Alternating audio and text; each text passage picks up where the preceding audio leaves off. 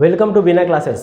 Class 9th वालों के लिए गुड न्यूज़ है, मैं आपके लिए भी एमसीक्यू सीरीज लेके आ रहा हूँ। पहला जो वीडियो है वो motion chapter subject science physics के ऊपर है, जिसमें आपके लिए सुपर 30 क्वेश्चंस रहेंगे, 30 क्वेश्चंस रहेंगे डिफरेंट टाइप्स के। चैप्टर 8 जो आपका फर्स्ट टर्म में आने वाला है। जिन्होंने भी हमारे चैनल को सब्सक्राइब नहीं किया है तो आपका सब्सक्राइब जरूर कर लीजिए, क्योंकि आपके वीडियो अभी रेगुलर आएंगे। स्टार्ट करते हैं। अभी पहला क्वेश्चन हमारा है, if the displacement of an object is proportional to the square of the time, displacement is proportional to square of the time. Okay, so बोला है the object move with what, uniform velocity, uniform acceleration, increasing acceleration या decreasing acceleration। अगर आप equation of motion आपको याद हो तो पहला equation b equals to u plus a t, दूसरा है s equals to u t plus half a t square, तीसरा है v a square minus u a square equals to a s. Okay, so displacement is proportional to the a t square of the time. सो ये equation क्या कर रहा है, हमारा satisfy कर रहा है। और ये इक्वेशन किसके बीच में होता है, हमारा यूनिफॉर्म एक्सेलरेशन। कैसा होता है ये, यूनिफॉर्म एक्सेलरेशन रहेगा उसके ऊपर है। तो आपका जो ऑब्जेक्ट है move with the uniform acceleration. Okay, coming the next question, question number 2। From the given VT graph it can be infer that the object is, velocity time graph आप देखिए और बोला है ऑप्शन है कि ऑब्जेक्ट रेस्ट पे है, uniform motion में है, मूविंग विद यूनिफॉर्म एक्सेलरेशन और इन अ नॉन यूनिफॉर्म मोशन। सो क्या देख रहे हैं, वेलोसिटी जो है वो हमेशा फिक्स है, मतलब यूनिफॉर्म मोशन हो रहा है यहाँ पे। So in uniform motion a particle is moving in a circular path of radius r। कितने रेडियस है सर्कुलर पाथ का, r। The displacement after half circle, जब वो क्या करेगा, आधा सर्कल कंप्लीट कर लेगा तो उसका डिस्प्लेसमेंट क्या होगा। देखिए ध्यान दीजिए डायग्राम पे, मान लीजिए ऑब्जेक्ट एक बॉडी ए पे है और मूव किया और कहाँ चला गया, बी पे, हाफ सर्कल कंप्लीट कर लिया। ठीक है, ये O है, this is radius and this is radius. So displacement क्या होता है, इनिशियल पोजीशन और फाइनल पोजीशन के बीच में शॉर्टेस्ट डिस्टेंस। तो शॉर्टेस्ट डिस्टेंस क्या होगा, डायमीटर। सो डायमीटर किसके बराबर होता है, 2r। आइदर डायमीटर और 2r इसका ऑप्शन होना चाहिए। सो चेकआउट, 0 नहीं होगा, पाई आर ये भी नहीं होगा, 2r ये होगा, 2πr नहीं होगा। So option C is correct. Coming to next question, question number 5। Which of the following can sometimes be zero for a moving body.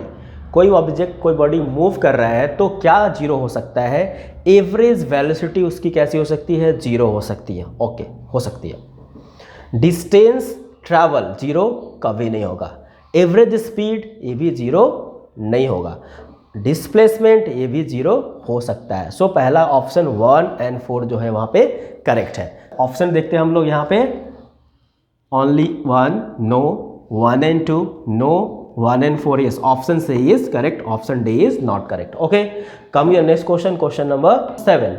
when a car driver traveling at a speed of 10 meters per second applies a brake and brings the car at rest in 20 seconds, rest में लाया 20 second में, then the retardation कितना होगा वहाँ पे। So numerical solve करने के लिए आपको सबसे बेस्ट तरीका क्या होता है, पहले गिवन लिखिए क्या क्या गिवन दिया हुआ है।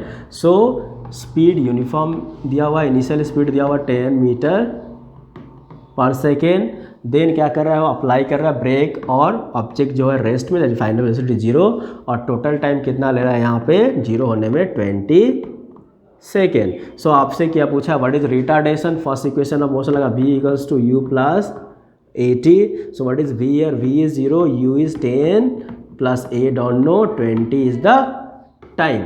okay, so minus 10 equals to a into 20, so minus 10 upon 20 equals to a equals to minus 1 upon 2, 112 क्या हो जाएगा, 1 upon 2 which is equals to minus 0.5 metre पर सेकेंड स्क्वायर, क्योंकि क्या बोल रहा है, एक्सेलरेशन जो होता है वो मीटर पर second, negative sign shows retardation. So option A is not correct, not, option C is correct, D is incorrect। okay, come here next question, question number 8। the speed time graph of a car is given here using the data the graph calculate the total distance covered by the car. Total distance आपको क्या करना है, निकालना है, ये car द्वारा कितना होता है। सो आपको पता होना चाहिए टोटल डिस्टेंस जो होगा वो एरिया अंडर द ग्राफ। ये जो लाइन है इसके अंडर में जो एरिया होगा उसके एरिया आप निकाल देते हो, स्पीड इनटू टाइम क्या दे देगा आपको, डिस्टेंस दे देगा। So total area under A F, तो एरिया ऑफ क्या निकालेंगे हम लोग, ओ ए एफ जी एच ओ, आपको निकालना है ये एरिया, ठीक है। क्या निकालना है, area of O A F G H O. इसके अंदर में दो एरिया है, देखिए यहाँ पे एक है रेक्टेंगल बन रहा है ओ ए जी एच और एक है ट्रायंगल बन रहा है A F G A. So area of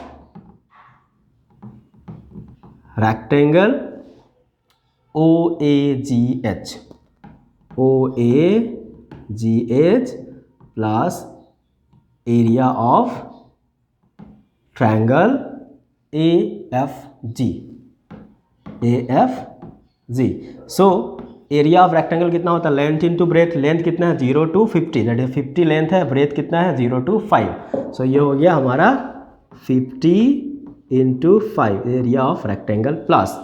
अब क्या होता है, ये राइट एंगल ट्रायंगल है, सो क्या फॉर्मूला होता है, हाफ इंटू बेस। बेस कितना है 0 to 50, तो क्या होगा इसका 50 हो गया बेस, इंटू हाइट कितनी है, देखिए यहाँ पे G2F। G2F कितना है 5 to 30, दैट इज द 25 ज़ा, सो 5 5 ज़ा 25, 250 प्लस 25 20 25 625।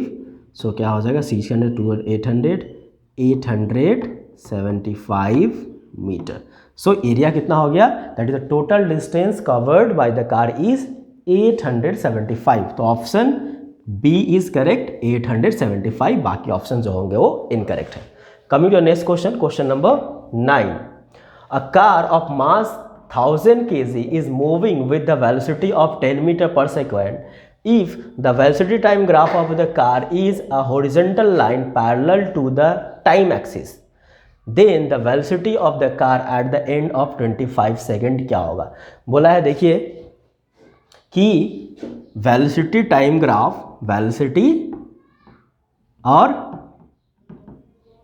टाइम ग्राफ में, velocity time graph the car is horizontal line parallel to the time axis. Time axis से क्या ना, हॉरिजॉन्टल लाइन लगा देना आपको, ठीक है। सो पूछा velocity of the car at the end of 25 second. Time जितना भी बढ़ते चला जाए, क्या देख रहे हैं हम लोग, वेलोसिटी जो है क्या है वो फिक्स है। वेलोसिटी कितनी है हमारी, ये जिस वेलोसिटी से 10 मीटर पर सेकेंड। सो वेलोसिटी क्या रहेगा, फिक्स रहेगा, कांस्टेंट रहेगा, चेंज नहीं होगा। सो ऑप्शन सी 10 मीटर पर second is correct. Option A, B and D is incorrect. Okay, coming your next question, question number 10। Which of the following is most likely not a case of uniform circular motion? Not, negation है यहाँ पे, negative of word use किया गया है, मतलब क्या होना चाहिए कि यूनिफॉर्म मोशन के अगेंस्ट में होना चाहिए। Uniform circular motion, motion of earth around the sun, ये है नहीं है, ऐसा नहीं है। Motion of toy train in a circular track, ये भी है। So motion of a racing car on a circular track और motion of a hour hand in a dial clock, ये भी है। So not a case of uniform circular motion, ये uniform circular motion case है, ये भी uniform circular case है, ये भी यूनिफॉर्म सर्कुलर केस है। But motion of a racing car on a circular track ये नहीं है। क्यों? क्योंकि रेसिंग कार क्या करता है, कभी स्पीड बढ़ाता है, कभी स्पीड कम करता है, मतलब क्या होता है, एक्सेलरेशन रिटार्डेशन दोनों होता रहता है, नॉन यूनिफॉर्म मोशन है ये, ठीक है। So option C is correct. Option A, B and D is a example of the uniform circular motion, keep in mind. Okay, coming to next question, question number 11. In which of the following case of motions the distance moved and the magnitude of displacement are equal? Distance and displacement दोनों ही equal होंगे, that is the क्या करना पड़ेगा, object को एक straight path में move करना पड़ेगा। Okay, so if the car is moving on a straight road, ये सही है। दूसरा, if the car is moving in a circular path, नहीं होगा। दूसरा, the pendulum in moving to and fro, ये भी नहीं होगा। तीसरा, the earth is moving around the sun, ये भी नहीं होगा। तो option A is correct, only option A is correct. Okay, so देखिए, only 2, 1 and 3, 2 and 4 and only 1. So option 1, only option 1, that is the option D is correct answer. Coming to the next question, question number 12. A car is traveling at a speed of 90 km per hour. Brakes are applied so as to produce a uniform acceleration of -0.5 metre पर second. आपको confusion नहीं होना है, यहाँ पे देखिए बोल दिया यूनिफॉर्म एक्सेलरेशन, बट साइन क्या है यहाँ पे, निगेटिव। हमको पता है कि ब्रेक लगाने से रिटार्डेशन होता है, negative sign shows retardation. Clear? So find how far the car will go before it brought to rest. Rest होने तक कहाँ तक जाएगा? सो न्यूमेरिकल प्रॉब्लम अभी गिवन लिखना है आपको। इनिशियल वेलोसिटी इज 90 किलोमीटर पर आवर। किलोमीटर को मीटर पर सेकंड में कर लो, क्योंकि यह देखिए एक्सेलरेशन मीटर पर सेकंड में। आपको पता होना चाहिए कि क्या करते हैं हम लोग, 5/18 से मल्टीप्लाई कर दोगे तो क्या हो जाएगा, मीटर पर सेकंड में आ जाता है। 5 × 5 दैट इज 25 मीटर पर सेकंड। ओके, आपको पता है जब भी न्यूमेरिकल करोगे आपके सारी यूनिट्स कैसे होने चाहिए, सेम होने चाहिए। Then acceleration is given, acceleration is -0.5 metre पर second square. So how far will go before it brought to rest. अब रेस्ट में आ रहा है, देखिए फाइनल वेलोसिटी कितनी है इसकी, 0। सो हमें कौन सा फॉर्मूला लगाना पड़ेगा, v² - u² = 2as। यहाँ से निकालना है displacement. Okay, v² final velocity is 0, no problem. u is given, what is u, 25 metre पर सेकेंड। सो 25 का whole square = 2 × what is acceleration 0.5। इसको अगर रिड्यूस करते हो तो कितना आ जाता है, 1/2 मीटर पर सेकेंड स्क्वायर। सो क्या हो जाएगा ये, -1/2 into displacement, cut cancel out, minus से माइनस कैंसिल आउट। सो क्या होगा, 625 = डिस्प्लेसमेंट। सो 625 मीटर। सो ऑप्शन कितने होने चाहिए, 625 मीटर क्या करेगा वो, डिस्प्लेस करेगा before coming to the rest. Option A wrong, B wrong, C is correct, D is wrong. Okay, coming to next question, question number 13. In a free fall body, the velocity, in a free fall, the velocity of the stone is increasing equally on equal interval of time under the effect of gravitational force of the earth. Then what can you say about the motion of this stone? Whether the stone is having uniform acceleration, non-uniform acceleration, retardation, constant speed। तो क्या होता है हमारा acceleration जो होता है वो uniform acceleration होता है। जब भी कोई फ्री फॉल बॉडी को क्या करोगे, आप ऊपर फ्री फॉल कराओगे तो क्या होगा, मोशन जो होता है कैसा होता है, यूनिफॉर्म एक्सेलरेशन होता है बॉडी का। ठीक है, coming next question, question number 14. The numerical ratio of displacement to the distance for a moving object. Displacement और डिस्टेंस, डिस्प्लेसमेंट और डिस्टेंस अगर इक्वल हो जाए, सो डिस्प्लेसमेंट और डिस्टेंस कब इक्वल होंगे, जब क्या होंगे, दोनों स्ट्रेट लाइन मूव करेंगे तो इनका रेशियो 1 हो सकता है। ओके, अदरवाइज डिस्प्लेसमेंट कम और डिस्टेंस ज़्यादा हो सकता है। जैसे आप एग्जांपल ले लीजिए, इस तरह के ट्रैक में आप जा रहे हो, सो ये जो पाथ है वो क्या हो गया, डिस्टेंस, और ये जो पाथ हो गया क्या हो गया, डिस्प्लेसमेंट। तो डिस्प्लेसमेंट कैसा हो गया, स्मॉलर, और डिस्टेंस कैसा हो गया, बिगर। सो स्मॉलर पर बिगर क्या होगा, लेस देन 1। सो 1 भी हो सकता है और लेस देन 1 भी हो सकता है, दोनों पॉसिबल हो सकते हैं रेशियो। सो ऑप्शन है always less than 1, no.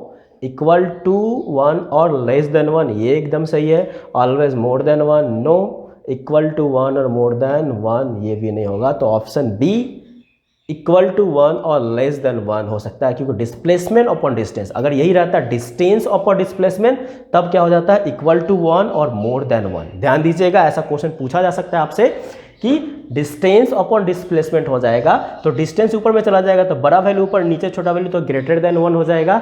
So equal to 1 तो होगा, ग्रेटर देन 1 भी होगा। दैट केस में ये वाला ऑप्शन सही होगा, जब डिस्प्लेसमेंट अपॉन डिस्टेंस नहीं रहेगा, डिस्टेंस अपॉन डिस्प्लेसमेंट है। Okay, question number 15. 4 car A, B, C, D are moving on a level straight road.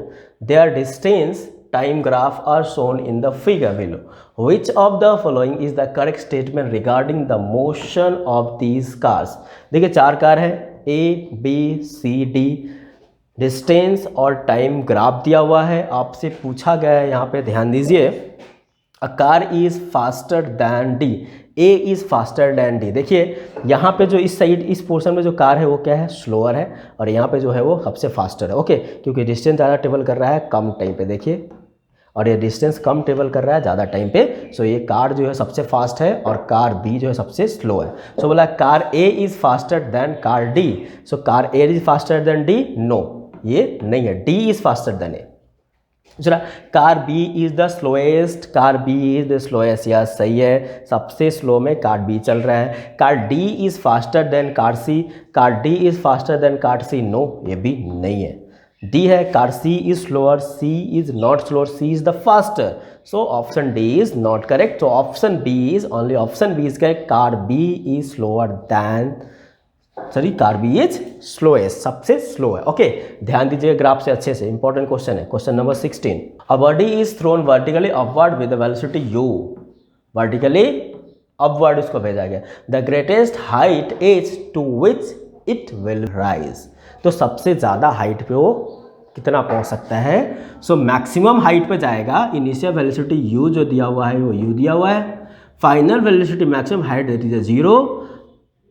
So greatest height आपसे पूछा है, so v a square minus u a square equals to 2as। Okay, अब देखिए upward जा रहा है तो acceleration जो होगा कैसा होगा, माइनस ए होगा, ठीक है। और एक्सेलरेशन जो हम लोग बात कर रहे हैं ग्रेविटी का, तो ए कैसा हो जाता है, जी हो जाता है, तो माइनस जी, तो यहाँ पे आपको यूज़ करना है जी। ये तो 0 हो गया, ये यू रहेगा इक्वल्स टू 2 इंटू माइनस जी, क्योंकि अगेन द ग्रेविटी जा रहा है, इंटू हाइट को आप ले लो h, मैक्सिमम हाइट कितना बोला है h, h is the maximum height. So आपसे पूछा है कि क्या होगा उसका मैक्सिमम हाइट कितना हो सकता है, ठीक है। सो क्या आ जाएगा हमारा यहाँ पे, से निकालिएगा तो u square by minus 2g equals to h। So u square by 2g is its maximum greatest height. Okay, तो u square by 2g, that is u square by 2g, option B is correct, wrong wrong wrong. Okay, coming to next question, question number 17, or 17, area under VT velocity time graph represent a physical quantity which has the unit. Velocity और time graph के under में एक physical quantity को velocity और time graph, मान लीजिए कोई graph है, इसके अंदर में क्या हो जाएगा, जो एरिया होगा क्या होता है, वेलोसिटी इक्वल्स टू क्या होता है, डिस्प्लेसमेंट अपॉन टाइम। तो वेलोसिटी इंटू टाइम क्या हो जाएगा, डिस्प्लेसमेंट निकलेगा।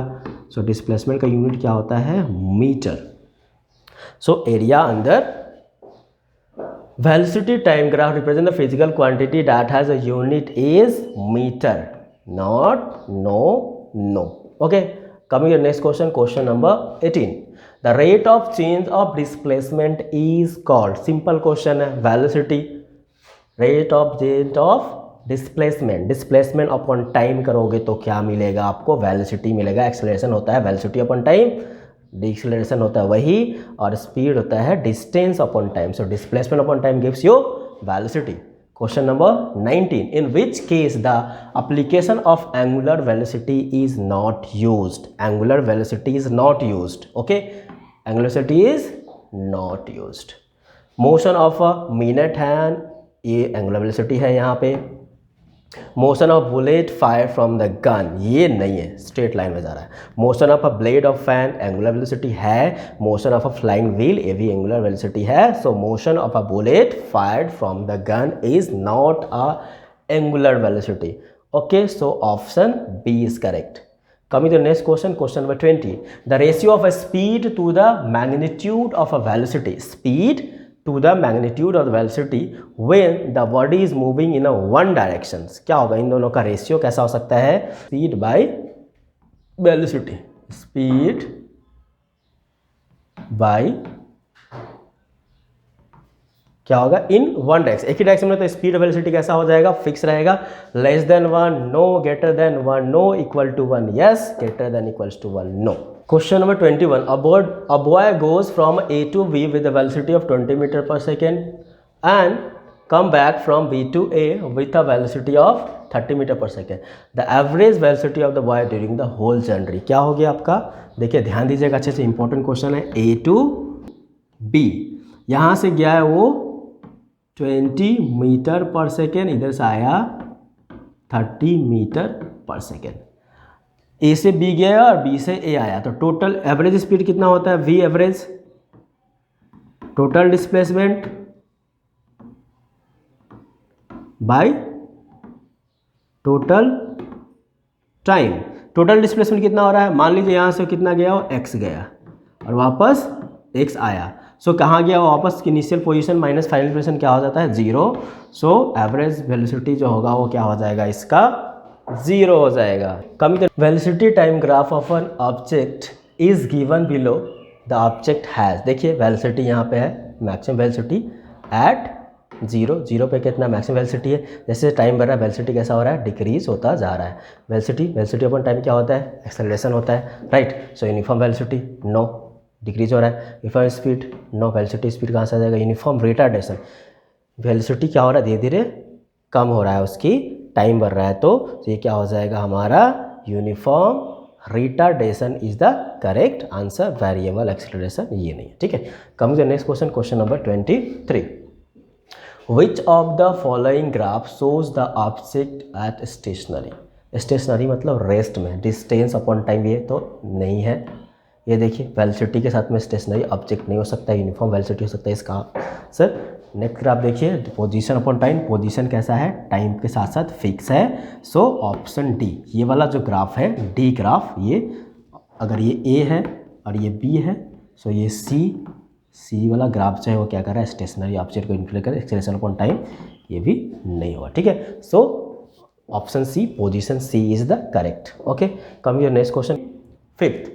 According to the given velocity time graph the object, अब देखिए वेलोसिटी क्या हो रहा है यहाँ से, तो ये है यूनिफॉर्म वेलोसिटी जा रहा है, क्योंकि देखिए वेलोसिटी बढ़ते जा रहा है, टाइम के साथ में वेलोसिटी क्या हो रहा है? बढ़ रहा है, ठीक है।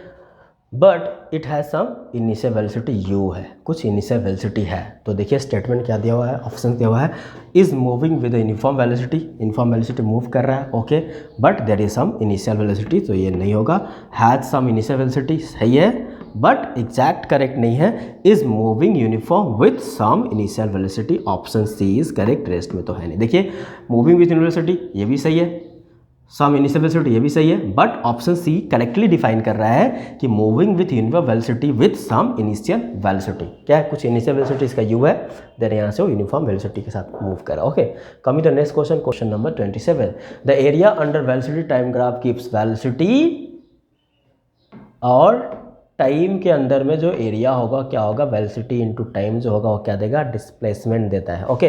वेलोसिटी इन टाइम क्या देता है हमारा? Displacement. So option D is correct, this and this is not correct. Area on the velocity time graph, keep in mind, okay. Coming to the next question, question number 28. Dash can be added algebraically. Acceleration no, direction होता है इसके पास में, velocity direction होता है, distance yes, physical quantity any physical quantity no, only scalar quantities are added algebraically, factor quantity को algebraically add नहीं कर सकते, so only distance is correct answer. Coming to your next question, question number 29. A physical quantity which has both magnitude and direction is called scalar no, only magnitude. Vector yes, magnitude and direction दोनों होता है vector में, neither a दोनों नहीं होगा।